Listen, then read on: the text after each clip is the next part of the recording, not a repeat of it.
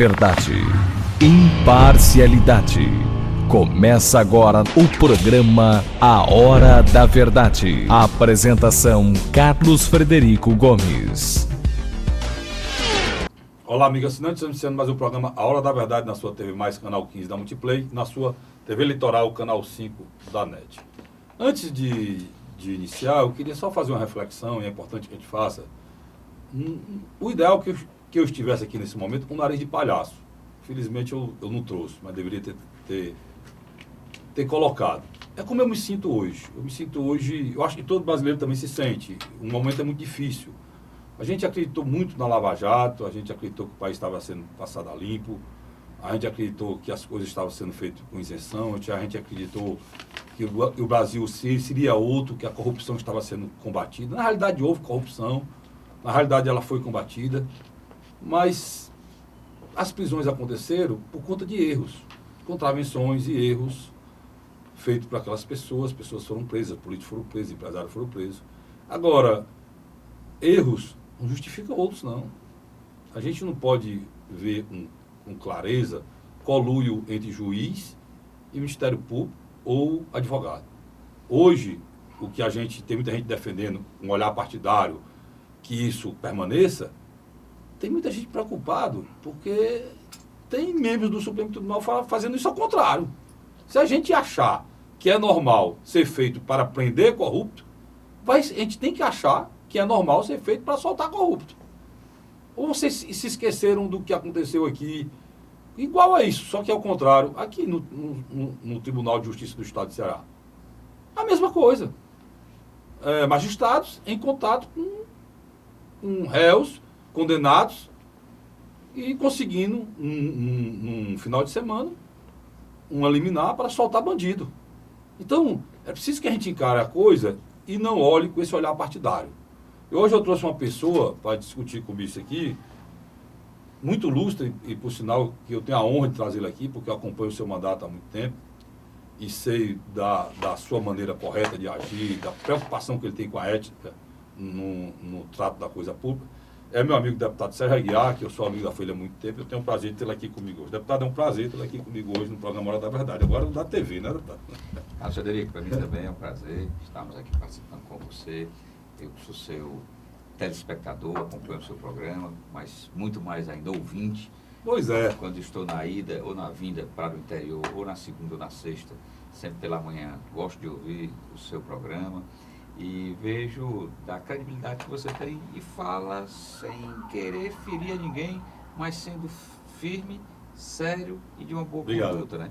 E isso acredito que é como a imprensa deve se portar. Isso. Logo já me voltando aí para esse seu primeiro comentário, eu digo realmente, é uma comparação daquilo que ocorreu com o Expresso 150 entre advogados de presos aqui no estado do Ceará, com alguns poucos magistrados nos finais de semana para obtenção de liminar, foi mais ou menos o que existiu lá nessas discussões que, a meu juízo, parecia que o Ministério Público, além de órgão acusador, mas, e diga-se de passagem, tem que ser fiscalizador da lei, mas já impedia a condição de réu e de condenado a quem ele estava, naquele momento, tendo a intenção de fazer valer a lei criminal brasileira, a lei penal. Mas não acredito que isso seja melhor para a democracia do Brasil. Então, reputações foram jogadas à lama, a meu juízo. É o que imagino, nesse primeiro pontapé que dou aqui no seu programa, para falarmos a hora da verdade. Deputado, e eu fiquei impressionado que essa última que saiu agora, e é tão grave que eles... Até o próprio Ministério Público começou a dizer que não sabe se esses diálogos são realmente corretos, se é ipsilite o que está lá. Eles estão começando a desqualificar o diálogo, que é a coisa muito séria. De uma conversa do Fux, né, do ministro do Supremo Tribunal Federal, falando em proteção do judiciário, falando que podia contar com eles. Quer dizer, a coisa está ficando de uma maneira que a gente parece... E hoje, porque a dúvida da gente, será que isso aconteceu só na primeira instância? Aí vem a história do Fux, a gente está na última instância já, esse processo de... Porque de combinação para haver uma condenação, ou como deve ser feito, porque o que eu estou questionando, as pessoas têm um olhar partidário e não entendem, é o seguinte, que até para essa palavra magistrado, né, deputado, virou uma coisa assim do português. Quando quer dizer que a pessoa é isenta, diz, rapaz, ele é um magistrado, ele não entra nas querelas. E até estão quebrando até isso, porque no caso dos magistrados aí, estão se envolvendo para condenar as pessoas ou para salvar as pessoas, né? Essa é uma loucura, né, deputado? Você imagina a credibilidade da sociedade brasileira no Poder Judiciário, que ele é quem faz o julgamento sobre se a lei foi transgredida ou se não.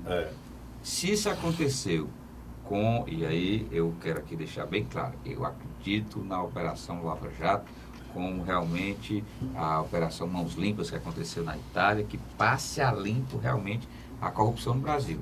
Conseguiram vários recursos que tinham sido desviados, que realmente eram utilizados de forma indevida. Condene-se e faça com que sejam cumpridas as penas esses que cometeram esses atos ilícitos. Agora, imagine você, se houve uma condenação a um ex-presidente da República, e agora, o que um colega lá da Assembleia, aqui da Messejana, diz, como ficará o pensamento do Zé Pitoco? Que está vendo ali, um colega seu, meu amigo Fernando, um colega seu na feira de Messejana, fez ali bateu uma carteira rapidinho e tudo porque precisava do dinheiro para comprar de alimentação para a família. Quando vê que está sendo condenado lá em Brasília por atos que havia, de certa forma, e aí tudo bem que a autenticidade das provas, elas têm que ser demonstradas, mas já diz a fumaça do bom direito. Só em você sentir o cheiro do bom direito, você tem que ter a se resguardar para não cometer injustiça. Verdade. Então, se precisa, via público, dizer realmente o que se existiu para que a sociedade brasileira não fique pensando que aquilo que foi feito pelo então juiz Sérgio Moro, que era para poder fazer valer o direito do cidadão brasileiro de que os desvios que foram feitos, os desmantes que foram feitos, considerados por ele, na grande empresa da Petrobras, tivesse realmente toda a linha de conduta para uma condenação sem marcas partidárias. E a mim causou muita estranheza o juiz Moro deixar a magistratura. Pois é. Eu acho que esse enredo é que faz com que essa desconfiança... Cada dia... esse enredo, esses diálogos, combinado com esse enredo, que o senhor muito bem lembrou aí, é que faz com que essa desconfiança aumente, porque se ele estivesse lá como magistrado, não tivesse aceito o convite, isso teria... Ele deixou de ser juiz, passou a ser político. Né? Em 5 meses e 15 dias de governo, nós vimos aí alguns fatos meio estranhos. Primeiro foi de um juiz deixar a magistratura para assumir um Ministério da Justiça, que quando muito ele poderia ser ministro por 4 anos. Já ao final dos 90 dias, já surge uma ideia de que ele deveria ser indicado para ministro do Supremo Tribunal Federal. Opa, então o cargo de ministro da Justiça é um trampolim? Foi condicionado? Começa a gerar desconfiança. No final do 5º mês, você descobre aí essas gravações, essas mensagens e tudo por uma... E diga-se de passagem, não foi brasileiro que detectou isso, não. Olhe que esse sistema de espionagem já foi ventilado lá nos Estados Unidos, de onde eram as suas origens, que foi feito lá na Rússia. Que foi feito na eleição presidencial pela Rússia. E acredito eu que deve ser por aí. Então mostra que realmente há uma vulnerabilidade muito grande, mas o que não se imagina é que essa vulnerabilidade pudesse expor os intestinos mesmo Mas o senhor colocou muito bem, deputado, da justiça brasileira, nesse caso aí, que é o caso mais emblemático de combate à corrupção no Brasil. Mas o senhor colocou muito bem, é importante colocar isso aqui, é muito importante colocar, o deputado Sérgio Aguiar colocou, porque a Lava Jato não é só o Moro nem o Dallagnol, né? É um grupo de várias pessoas. E ela vai continuar a ser o Moro e ser o Dallagnol, se fosse necessário. O Moro, eu acho que nada pode ser feito contra ele, não é represália jurídica, alguma coisa administrativa, porque ele não é mais juiz, né? E o Dallagnol, esse sim, né? Porque a gente precisa falar algumas verdades. Não é à toa que esse programa é a hora da verdade, não.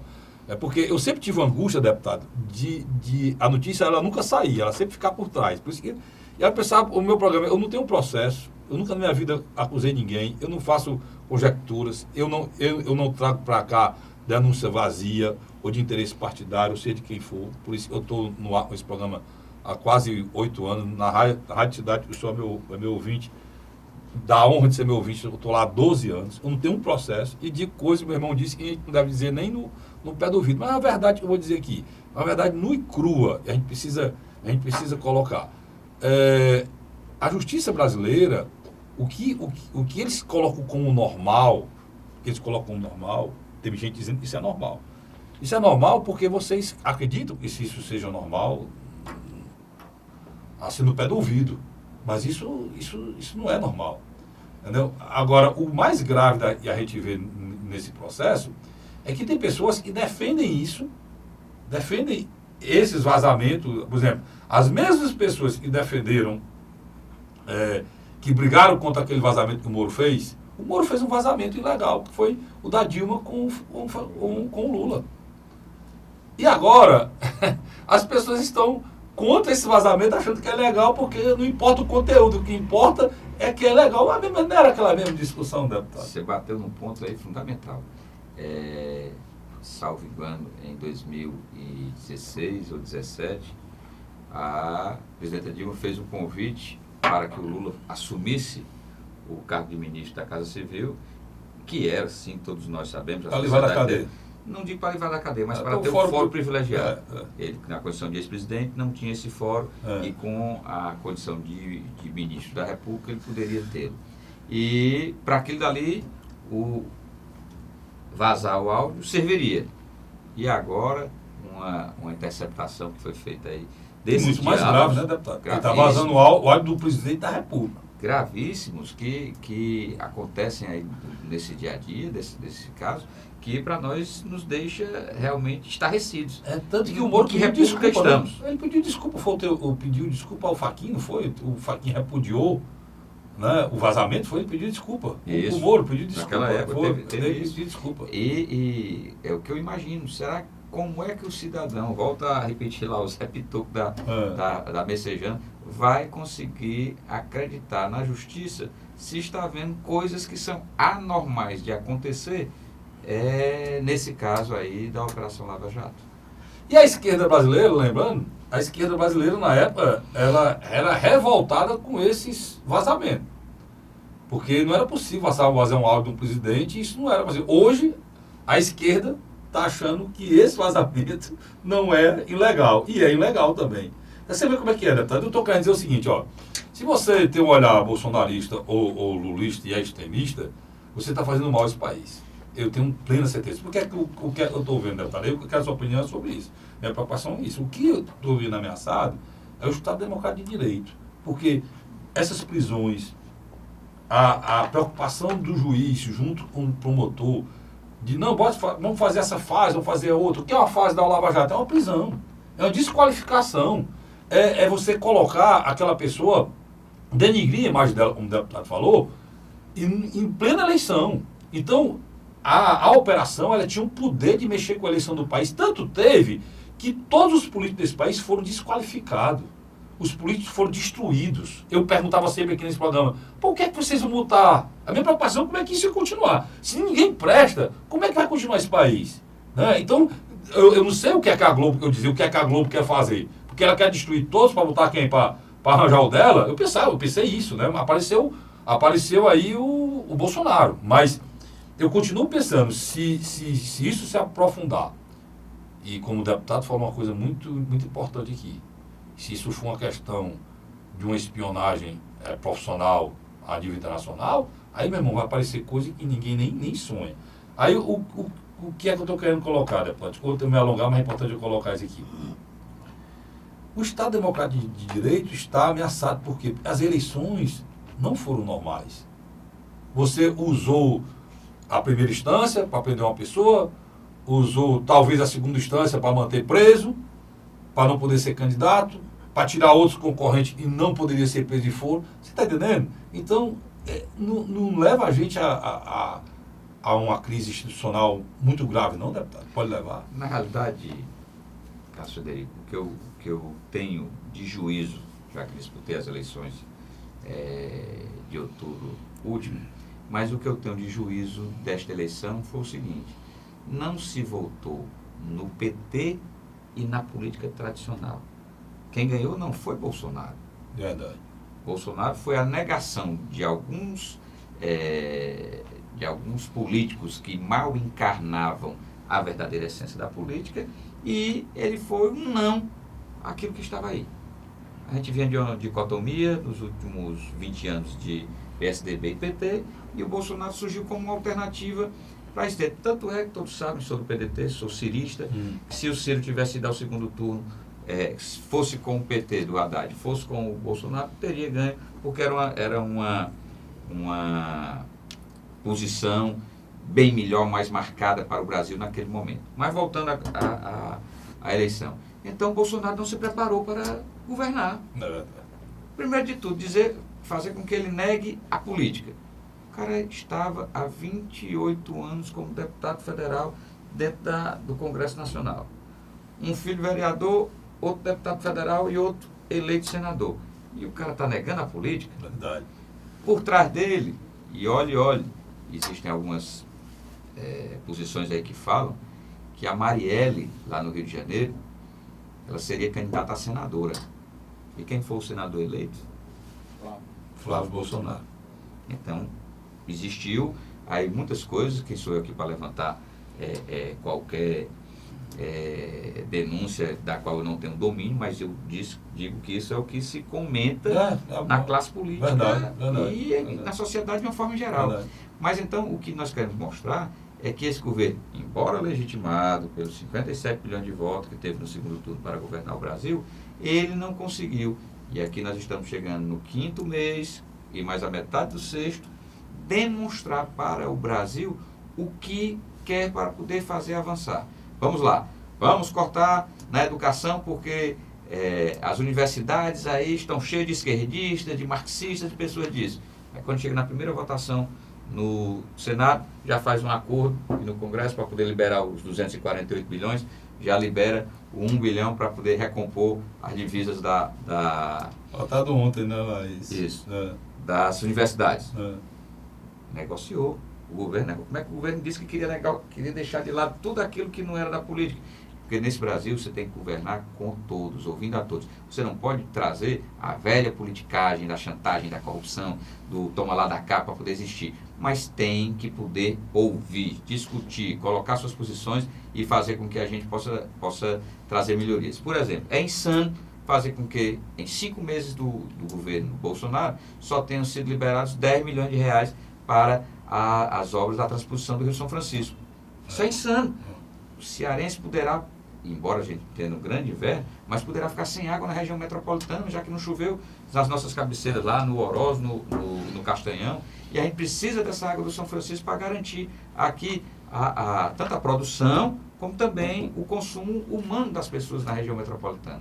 E aí, felizmente, nessa negociação para aprovação, foi colocado 550 milhões, que vai dar uma garantia para que a obra não pare.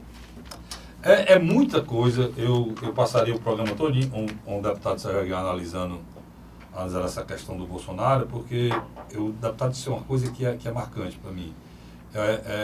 Eu acho que o Bolsonaro ele não tinha nem ideia que ia ser presidente da República, nem as pressões. Ele não tem um projeto de educação como o Ceará tem, né? Ele não tem um projeto de saúde como o Ceará tem. Estou fazendo a comparação que a gente conhece. O Ceará tinha um projeto de saúde. Qual é, Cássio? As policlínicas, os hospitais regionais, né? A estrutura das UPAs, tudo isso fazia parte de um projeto de interdependência entre eles, né? Que fazia com que uma coisa dependesse da outra. Quem chegava na UPA, né? Ou fazia uma triagem, daí ia para o hospital regional, ou então, se tinha um problema eletivo, ia para uma clínica, né? Uma policlínica. Então, isso foi pensado, projetado por médicos, por pessoas. Cadê o projeto de saúde do Bolsonaro? Aí você vai para a educação, cadê o projeto da educação do Bolsonaro? Você vê um ministro estar preocupado com o tema de uma bolsa de mestrado, e tomar uma decisão em cima de um tema da Bolsa de Mestrado, é preocupante, é uma situação muito preocupante. Né? A gente vê, claro, 2 projetos aí tem que fazer justiça, é na área econômica, é o liberalismo ao extremo, coisa que eu não concordo, mas é um pensamento, e do outro lado, o juiz Moro, que tem um projeto de segurança pronto. É o que a gente vê pronto. E para fazer justiça, o cara da infraestrutura, né, deputado? Parece que ele tem se preocupado com algumas coisas na área de logística, aeroporto e tal. Eu vou falar já isso com o deputado Sérgio Aguiar, vou para um rápido intervalo e volto, falando sobre turismo. Deputado, eu dizia sempre que o meu amigo, que não está mais entre nós, é o professor, meu caro professor, que era o nosso embaixador da educação na Assembleia, professor Teodoro, não está mais entre nós, o embaixador do turismo na Assembleia é o deputado Sérgio Aguiar. É quem luta, é quem marca a posição diária na Assembleia na importância do turismo para o desenvolvimento do Estado de Ceará. Eu volto já falando sobre isso, porque nós temos coisas importantes para falar sobre o turismo do Estado de Ceará. Atenção, a gente volta já. A Hora da Verdade.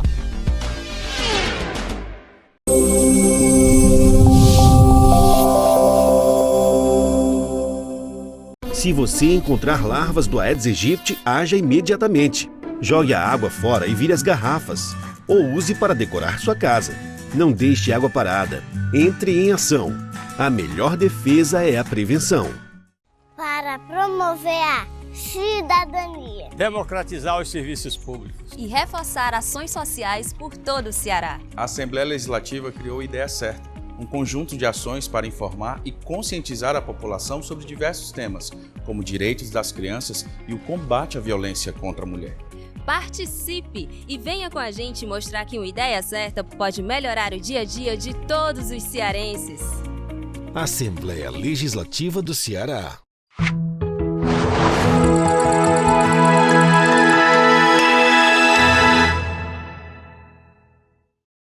A Hora da Verdade. Estamos de volta com o segundo bloco do meu programa, do seu programa, do nosso programa Hora da Verdade, na sua TV Mais, canal 15 da Multiplay, e na sua TV, Litoral TV, canal 5 da NET. Você assiste na NET e assiste na Multiplay. Tem uma novidade aí que a gente está também na Sky, né? Mas o meu colega aí não me disse que nós estamos na Sky. Inclusive esse programa a nível nacional, esse programa com um amigo do deputado Guilherme Landim, o último, ele saiu a nível nacional durante 20 minutos, né, na Sky. Mas eu vou trazer a novidade aqui no próximo bloco, a gente vai falar sobre isso direitinho. Deputado, meu querido amigo deputado Sérgio Aguiar, a gente foi para outro bloco falando do Bolsonaro, mas eu queria falar um pouco sobre o Ceará, porque o Ceará tem que continuar. Nós estamos vivendo um momento difícil, né?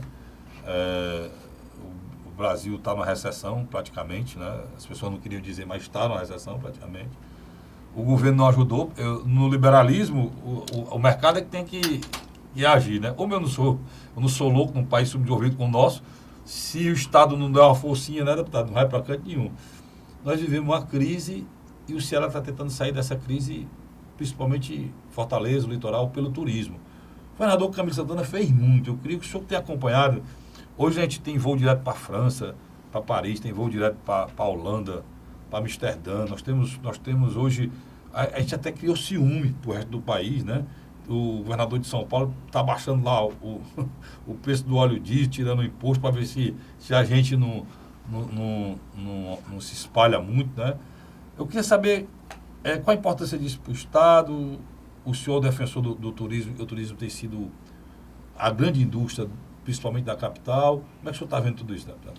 Bom, o Estado do Ceará, ele que tem os seus 573 quilômetros de praia, que tem 3.000 horas de sol ao ano, que tem aí, embora encravado no semiárido, mas que tem as riquezas potenciais naturais muito belas e precisando ser bem visitadas e exploradas. E, com isso, uma das vocações que eu qualifico no Estado do Ceará é de que, além da pecuária, da pesca e da agricultura, no nosso setor primário da economia, além da indústria, no nosso setor secundário da economia, é que o setor terciário, que, embora não seja palpável de produção, mas é o que na economia moderna se mostra como uma forma alternativa, que é o setor de serviços, comércio, turismo, dentre outras coisas, é onde nós temos o nosso maior volume. E aí, o governo do estado do Ceará tem procurado fortalecer essas ações que dão referência para o turismo. Por exemplo, todos nós sabemos que a alta estação no início do ano e no meio do ano, elas se confundem geralmente com as férias escolares aqui no Brasil. Temos praticamente 10 meses sem ter uma grande movimentação de turismo no estado do Ceará. O que fizemos?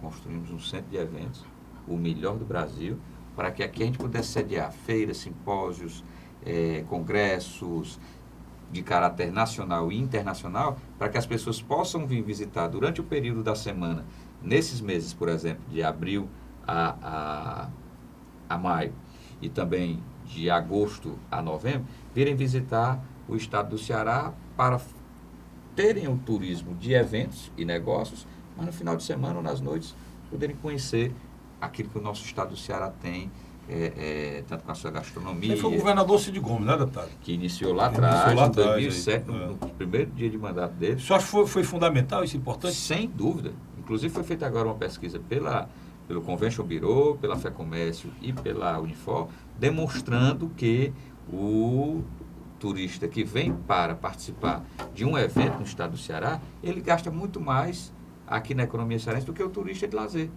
que é aquele que vem com família durante o período das férias escolares. Eu vi o senhor defendendo muitas vezes as críticas a esse chamado de elefante branco, não ia ter utilidade, é exagerado. Eu vi o senhor muitas vezes na Assembleia defendendo a importância do centro de eventos para o turismo do estado de Ceará. Inclusive foi feita uma crítica aqui é a hora da verdade, pessoal, a gente não esquece essas coisas não, pela ex-secretária do Tasso. Ela fez uma crítica terrível, ex-secretária de turismo do Tasso.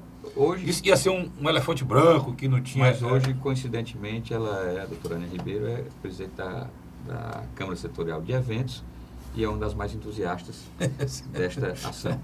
Talvez tenha sido no momento. Mas quando o senhor se encontrar com ela, lembra ela que eu lembrei aqui no programa. Tá certo. Porque eu critiquei, eu pensei o seguinte, mas a gente tem que tirar esse complexo de vira-lata, né? Porque não funciona no Rio, não funciona em São Paulo. O Ceará tem potencial para ter, o senhor classificou, as pessoas vêm para cá para um congresso de direito e fica aqui, conhece as nossas praias e tal. E aí, o que eram as outras coisas que faltavam? Infraestrutura para o estado do Ceará. Fizemos o centro de eventos, as estradas estão duplicadas até o Aracati, ou seja, para o litoral leste, estão com 150 quilômetros duplicados. Para o litoral oeste, que é para a minha região, já estão no Trairi, mais de 110 quilômetros. De onde chega no Camusim, para mim mais lá? Se Deus quiser, vai chegar. Temos o aeroporto agora, além do aeroporto Pinto Martins, que agora tem uma administração de uma concessão através da empresa Fraport, que já está mostrando as melhorias que estão tendo. Empresa alemã. A empresa. Estamos lá em reforma com o aeroporto de Juazeiro do Norte e estamos com 2 aeroportos, um no litoral leste, que é o aeroporto internacional de Canoa Quebrada, e o outro aeroporto de Jericoacoara, que é lá no município de Cruz, que, para você ter uma ideia, abrimos as portas para outras entradas do nosso estado do Ceará. E isso fortalece, sim, já que a infraestrutura que está se fazendo por parte do Estado. O trade turístico, o que tem que fazer? Tem que ter a sua capacidade de saber bem receber, ou seja, ter bons hotéis, boas pousadas, bons restaurantes, passeios atrativos e outras coisas mais que façam isso aí fortalecer a nossa cadeia do turismo. E é por isso que eu volto a insistir. Hoje, o Estado do Ceará tem o setor de serviços como carro-chefe da sua economia. E o serviço vai desde aqueles formais, que são os que são sempre buscados, mas também vai pela informalidade. Quem não encontra hoje, aqui você não via açaí.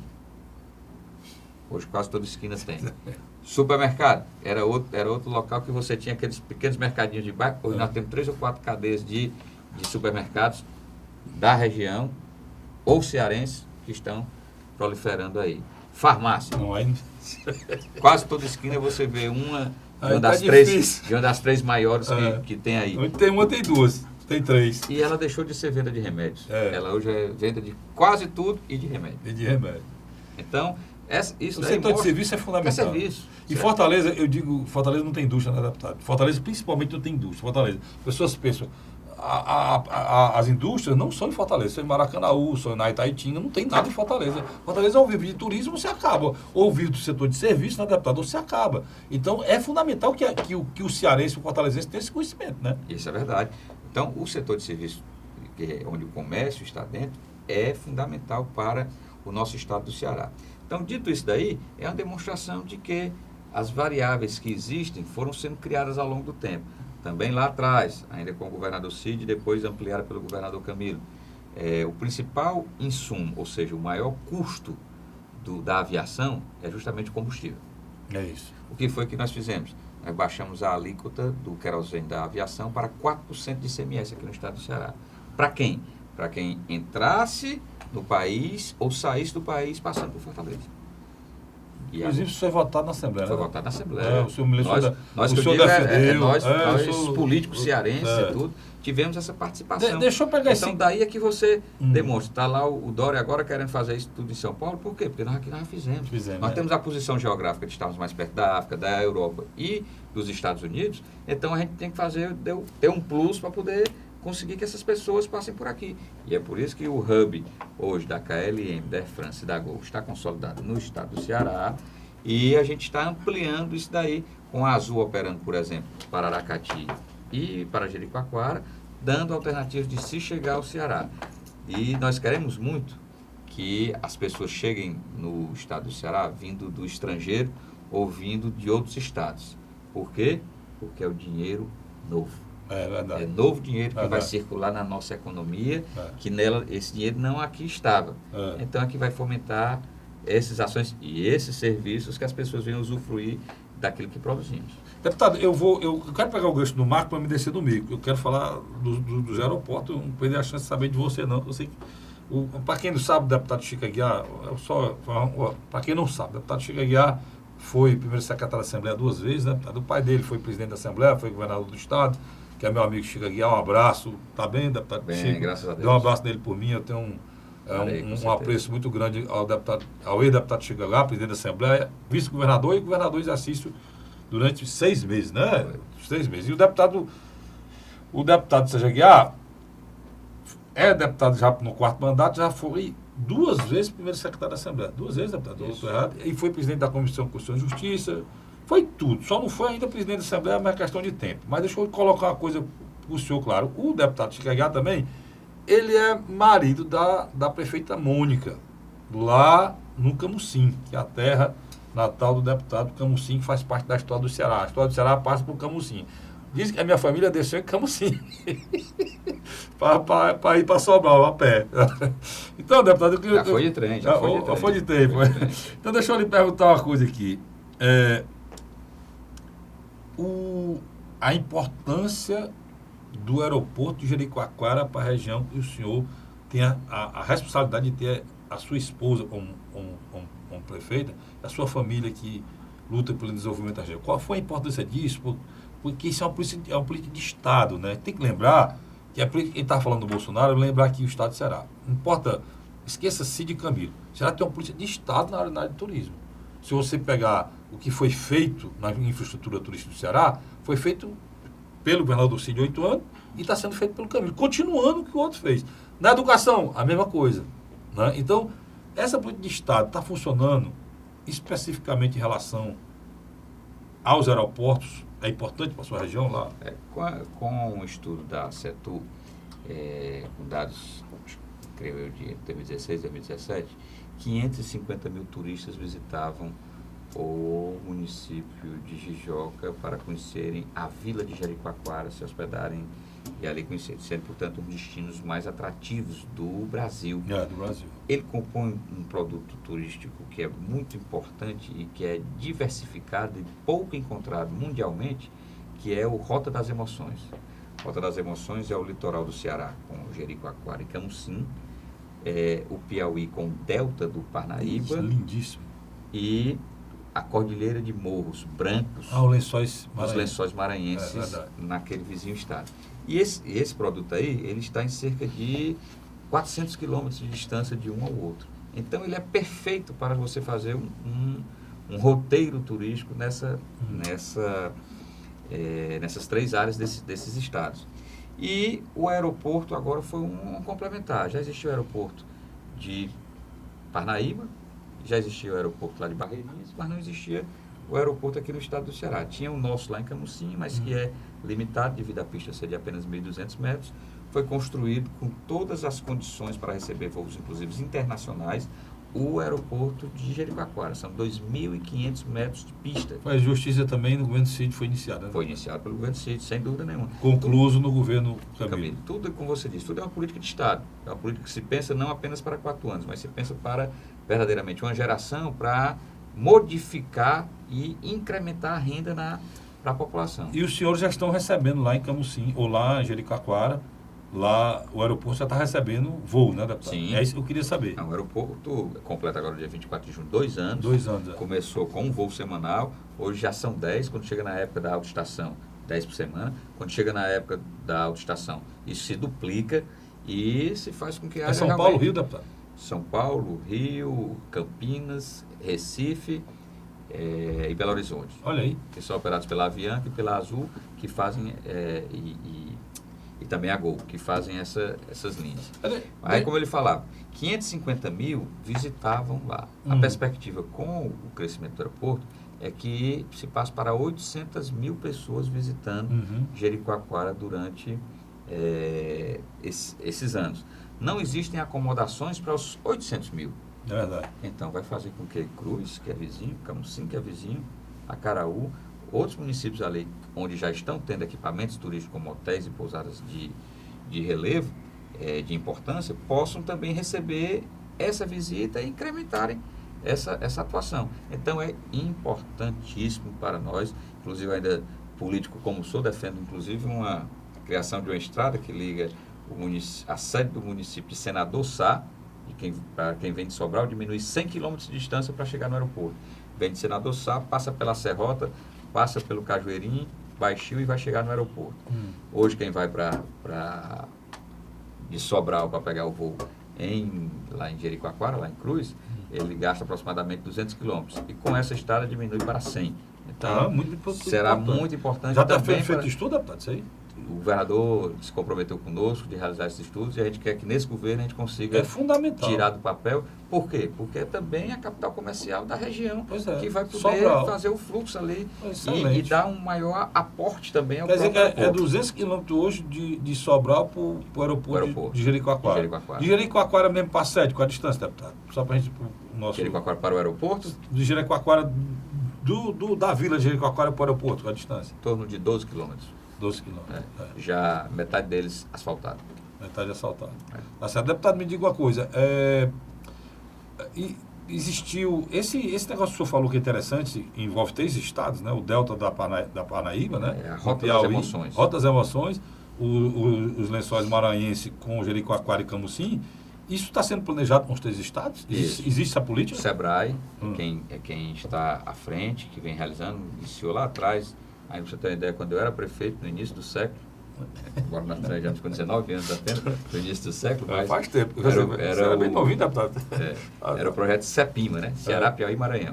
Mas ao longo do tempo foi amadurecendo e está voltado para isso daí. E agora o ministro do Turismo esteve aqui em Fortaleza e anunciou recursos da ordem de 3,6 milhões, sendo 2,6 milhões para Fortaleza e 1,2 milhão, por volta disso, para o incremento dessas ações. Aí as pessoas dizem, mas 1,2 milhão é muito pouco. Não, porque 1,2 milhão é para fazer com que 295 empresas que atuam no estado do Ceará, dentro desse segmento do turismo, possam receber capacitação, qualificação, melhoramentos de merchandising e tudo, para que possam vender esse produto. E volto a dizer, você não encontra, pode ir ao Caribe, pode ir aos Estados Unidos, pode ir à África, pode ir à Europa, mas você não encontra um produto diferenciado em 400 quilômetros que tenha praia, que tenha um delta e que tenha uma cordilheira de morros como os Lençóis Maranhenses. Dizem que é o delta mais bonito do mundo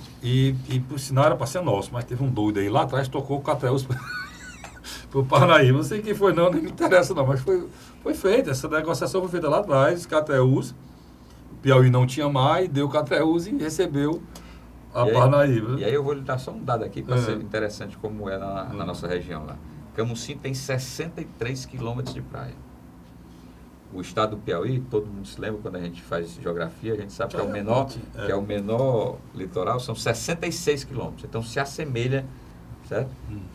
Felizmente lá agora também no Parnaíba, o prefeito é o ex-senador e ex-governador Monsanto. É o Monsanto. E está voltando lá a movimentar o turismo lá em Parnaíba. Qual a distância, deputado, lá da Parnaíba para os Lençóis? Essa é a curiosidade minha. Em torno de 200 quilômetros. É um pouco mais longe, né? Um pouco mais longe. Mas você vê, Parnaíba e Camusim praticamente Jericoacoara, Camusim 80, Camusim até lá 120, até Parnaíba 120 e mais 200 até 400 quilômetros. 400 quilômetros em um raio que você pode passar pelo menos 7 dias conhecendo paisagens diferenciadas e que agregam ao público consumidor, turista brasileiro e internacional. Deputado, faz muito tempo que eu não vou em Camusim. Eu tive em Jericoacoara, mas Camusim não. Eu tive lá menino, meu pai, comi um camurupim lá, nunca esqueci. Depois fiz um aqui que eu comi tanto com armor, deputado. Porque aquele peixe com... Disso não tem mais na costa não, né, deputado? Tem lá na praia de Bitupitá, no município de Barroquinha. Eles ainda têm lá uns currais artesanais que são feitos no mar. E ainda, principalmente entre agosto e outubro, fazem a pesca do camurupim e tem a melhor, uma ova que é tão boa como a ova do caviar, que é o símbolo do que é o que eu procuro. Que é a ova do camurupim, é espetacular. Que é um espetáculo. Olha, eu encomendo isso aqui no Paracuru. É o lugar mais perto que podia achar o camurupim no Paracuru. E o meu sogro... E ainda tem só de cortar o termo é indígena, evidentemente, mas tem um chibiritó do camurupim. Tirou da minha boca. É a língua do camurupim que o meu sogro falava demais de chibiritá. Chibiritó é a língua do camurupim. Você vê, outra por dentro? Meu sogro, que era espanhol e pescava lagosta aqui no estado de Ceará, o Pepe, ele desbravou essas praias aí da zona norte do estado de Ceará e eu acompanhei isso aí, as histórias dele.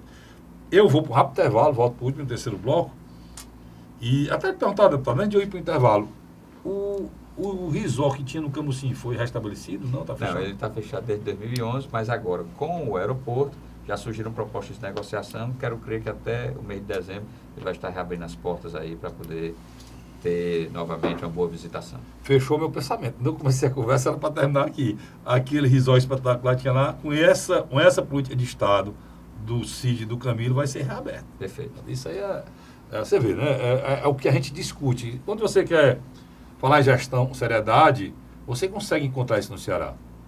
Às vezes até com a má vontade das pessoas. Eu vejo uma má vontade muito grande, deputado, nas avaliações da educação no Brasil. Eles têm má vontade de dizer o que o Ceará conquistou. E eu vou falar sobre isso com o meu deputado Sérgio Aguiar, agora no terceiro bloco, sobre o sucesso da educação do Ceará.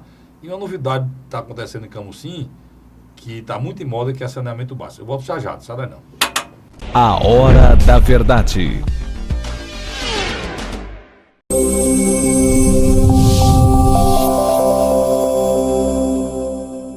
Se você encontrar larvas do Aedes aegypti, haja imediatamente. Jogue a água fora e vire as garrafas. Ou use para decorar sua casa. Não deixe água parada. Entre em ação. A melhor defesa é a prevenção.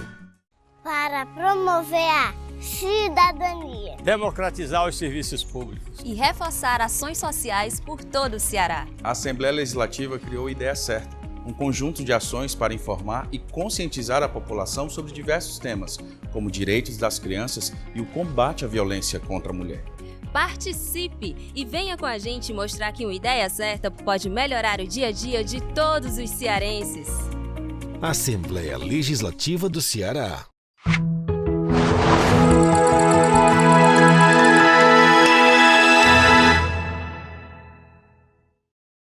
A Hora da Verdade. Estamos de volta com o terceiro e último bloco, passa ligeira, do programa Hora da Verdade, na sua TV+, canal 15 da Multiplay, na sua Litoral TV, canal 5 da NET. Passa rápido, tem uma pessoa que ajuda, que é o deputado Sérgio Aguiar. Uma vez eu trouxe um convidado aqui, eu sofri demais, deputado, porque eu fazia uma pergunta, ele respondia em 1 minuto, Até que meu estoque de pergunta era bom, mas uma hora não deu não. Sofrimento. Não terminava isso aqui, cara. E eu dizia, como é que eu vou passar? Eu tive que buscar a pergunta, tirar leite de pedra, como dizem os amigos. Deputado, deixa eu lembrar aqui uma coisa. A educação do Ceará, ela é um exemplo. Hoje eu estive aqui há poucos dias com um deputado, um amigo, uma pessoa... Eu era muito amigo do deputado Wellington, né, mas seu filho Guilherme esteve aqui. E eu estava falando do êxito, né, da educação lá de Brejo Santo. E eu sei que você pegou um problema sério lá, sua esposa, na educação de Camusim, que estava caída, né? E agora teve uma avaliação, estiveram aqui, inclusive, no centro de evento, novidades sobre a educação de lá. Isso.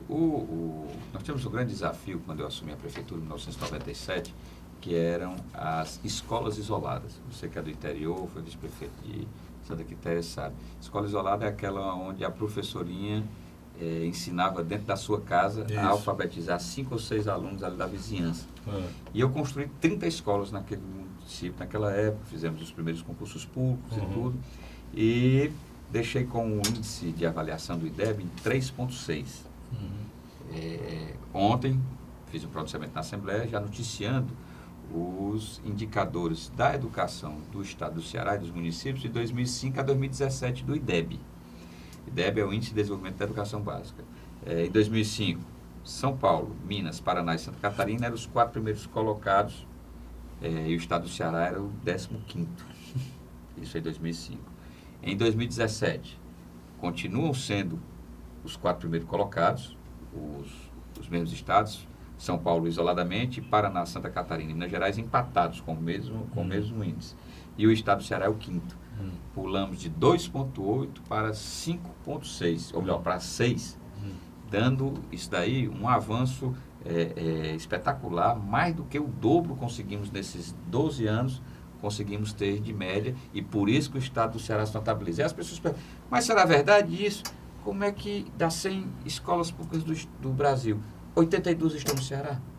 São dados feitos pelo Ministério da Educação e por entidades que atuam nessa área da educação. Lá em Camusim foi algo assemelhado. Durante os anos de 2005 a 2012, que foram a administração de um ex-prefeito, o município saltou de 3,6 para 4,9. Então, ele cresceu em 8 anos, 1,3. De 2013 para 2017, em apenas 4 anos, a prefeita Mônica e a secretária Betinha, uma das coisas também que a gente tem, é de que não se troca de técnico se o time não estiver jogando bem, mas pelo contrário, se traz reforço e se aperfeiçoa para poder se dar bem, saímos de 4,9 para 6,6, estando entre um dos melhores do estado do Ceará hoje. Então, em 4 anos conseguimos crescer 1,7% no IDEB. Vamos lá para outros indicadores. O SPAES, foi as escolas recentemente premiadas. Em 2012, das 150 piores escolas do estado do Ceará, ou seja, aquelas que tinham a menor proficiência, que tinham alunos com maiores problemas, declínio frequente de desempenho educacional e tudo, Camusim, infelizmente, tinha 10 escolas dentre essas 150 piores. Agora, chegado ao 7º ano de administração da prefeita Mônica, mas com os dados do 6º ano, que foi de 2018, o município de Camusim, dentre as 150 melhores, conseguiu ter 17.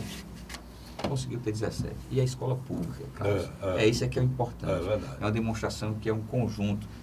São os professores, são os gestores, são as condições de infraestrutura, são a qualidade do ensino e, principalmente, são a participação das famílias com os alunos dentro da escola. Então, isso para a gente que é homem público, é como se diz, é a paga daquilo tudo que a gente tem de críticas ou de algumas situações que nos colocam na difícil, política. Não é fácil hoje, não. Então, isso para nós... Principalmente hoje com a criminalização, né, da política, fica muito difícil. E isso daí para nós é o nosso grande sucesso que é obtido nessa área da educação e que verdadeiramente Camusim se destaca nessa melhoria da qualidade do ensino.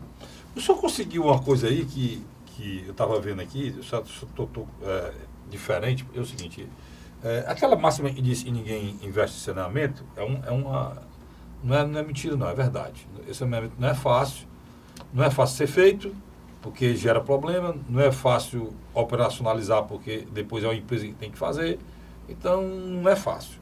E a discussão dessa semana passada, por isso eu estou trazendo esse assunto para o senhor, foi uma mudança que queriam fazer no modelo de gestão do saneamento básico no Brasil. Inclusive, o presidente Bolsonaro fez isso por uma medida provisória, que caducou, e o senador do Ceará, para ser exato, apresentou um projeto, né, com a preocupação que os liberais, lembre-se dos municípios pobres, que não tem, que nenhuma empresa vai querer fazer saneamento básico no município pobre, né? Por exemplo, a Cagés aqui no estado do Ceará, ela faz o saneamento básico e abastecimento d'água no interior por conta da capital. A capital gera condições, ela ganha na capital e tem município que ela tem prejuízo, mas ela no balanço, no conto geral, ela consegue sobreviver de uma forma equilibrada, com gestão equilibrada. O senhor, inclusive a sua cidade está toda esburacada, o senhor está tentando lá, uma prefeita, chegar a 100% mesmo? É 100%? Quer dizer, nós vamos ter... vai ser o primeiro município do estado de Ceará 100% saneado? As pessoas têm que entender que para poder se fazer gestão tem que se planejar. Logo, nos 6 primeiros meses da administração da prefeita Mônica, em 2013, nós fizemos um projeto de esgotamento sanitário para toda a sede do município de Camusim. A realidade de Camusim são 63 mil habitantes, 45 mil deles habitam na sede do município. Pois é, a cidade de médio porte. De médio porte e que tem uma população muito urbana. Pois é. Portanto, consumo de lixo é grande, consumo de água é grande, tudo. E se você não tiver para onde... Os urbanos são sérios, né? Sérios. Se você não tiver para onde deslocar os dejetos, fica pela metade. Verdade. E conseguimos aprovar lá no Ministério das Cidades em 6 meses, os primeiros 6 meses de 2013, e fomos atrás de negociar os recursos. Quando chegou em 2016, conseguimos a aprovação pelo Ministério da Cidade desse recurso, que são da ordem de 54 milhões de reais de investimentos do Ministério das Cidades, no programa do PAC, em que Camusim vai ficar 100% saneado. Hoje nós já estamos, só para você ter uma ideia... Não foi cortado nem contingenciado não, né? Graças a Deus não. Fizemos muitas tratativas, mas graças a Deus não houve nenhuma descontinuidade da obra. Mas só para você ter uma ideia, foram já enterrados nas ruas de Camusim 95 quilômetros de tubos de esgotamento sanitário. Esse já está... Já está colocado.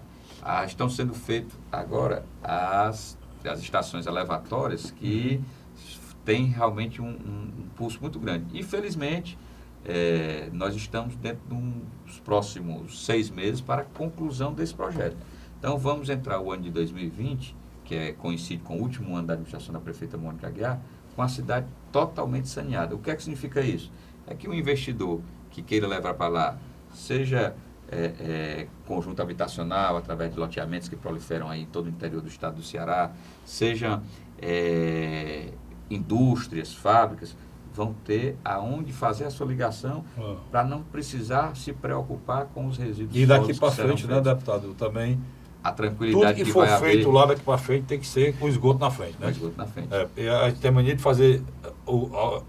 Tem prefeitura que faz a urbanização de uma área sem esgoto, sem energia, sem calçamento, ele não tem condição. Né? O município tinha aproximadamente 20% de área com esgotamento sanitário e agora passará a ter 100%. São aproximadamente 14 mil ligações domiciliares que terão para a rede de esgotamento sanitário, o que tornará o município, no Nordeste, o primeiro a conseguir essa condição de 100%, do Nordeste, 100% saneado. Fortaleza, para você ter uma ideia, são 62%. Outros municípios da região metropolitana não chegam sequer à metade. E isso daí é importante para a gente poder... Esse planejamento foi no primeiro ano de governo, né? Primeiro ano de governo. Da prefeita. Da prefeita Mônica, nós planejamos... Vocês fizeram o projeto... Só para você ter uma ideia, como é que no primeiro ano, e aí as pessoas não entendem muitas vezes como é que os primeiros anos são mais apertados para as administrações. Difícil. Em 2013 nós achamos 500 mil reais só para fazer o projeto.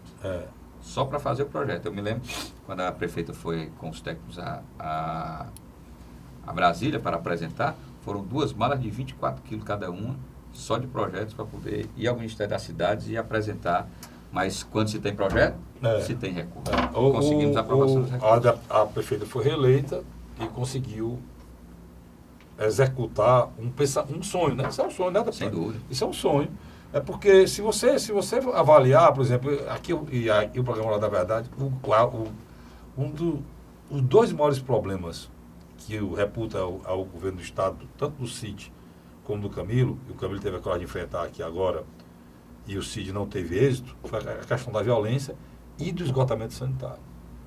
O Ceará está atrasado, muito atrasado. Olha, nesses últimos anos, a Cagés, que é reconhecida como uma grande empresa, uma gestão até copiada, vários estados vêm para cá, empresas de saneamento de outros estados copiar a Cagés, mas a Cagés não avançou, né, deputado? Não avançou como deveria no saneamento básico, né? O governador Camilo Santana vai trazer uma boa notícia nos próximos dias aí de parcerias público-privadas entre a Cagés e organismos privados com recursos do BNDES, que vai fazer com que haja a universalização também de serviços na região metropolitana de Fortaleza e na região metropolitana de Juazeiro do Norte. Há muitos fortalezenses em condições subhumanas aqui, né?